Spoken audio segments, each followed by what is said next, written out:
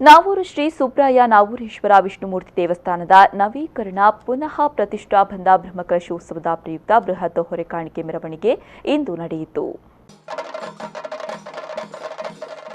ಬಿಸಿ ರೋಡಿನ ಶ್ರೀ ರಕ್ತೇಶ್ವರಿ ದೇವಿ ದೇವಸ್ಥಾನದ ಬಳಿಯಿಂದ ಆರಂಭಗೊಂಡ ಮೆರವಣಿಗೆಗೆ ಕ್ಷೇತ್ರದ ಮಹಾಪೂಜಕ ಹರಿಶ್ಚಂದ್ರ ಭಟ್ ಮಜಲು ಚಾಲನೆ ನೀಡಿದರು.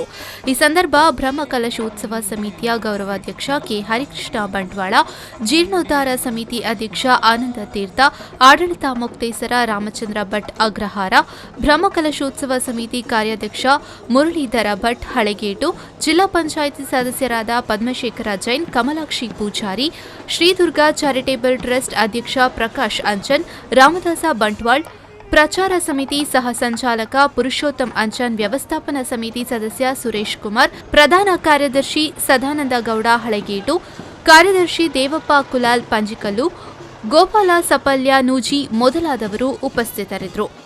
ಬಿಸಿ ರೋಡಿನಿಂದ ಹೊರಟ ಮೆರವಣಿಗೆ ರಾಷ್ಟ್ರೀಯ ಹೆದ್ದಾರಿಯ ಮೂಲಕ ಬಂಟ್ವಾಳಪೇಟೆ, ಜಕ್ರಿಬೆಟ್ಟು, ಮಣ್ಣಿಹಳ್ಳ ಮಾರ್ಗವಾಗಿ ಕ್ಷೇತ್ರವನ್ನು ತಲುಪಿತು. ಗೊಂಬೆ ಕುಣಿತ, ಚಂಡೆ ಬಳಗ, ಪೂರ್ಣಕುಂಭ ಮೆರವಣಿಗೆಗೆ ವಿಶೇಷ ಮೆರುಗು ನೀಡಿತು. ಅಪಾರ ಸಂಖ್ಯೆಯ ವಾಹನಗಳಲ್ಲಿ ಹಸಿರು ಹೊರೆ ಕಾಣಿಕೆಯನ್ನು ಕ್ಷೇತ್ರಕ್ಕೆ ಸಮರ್ಪಿಸಲಾಯಿತು. ಸಂದೀಪ್ ಸಾಲ್ಯಾನ್, ವಿ4 ನ್ಯೂಸ್ 24/7 ಬಂಟ್ವಾಳ.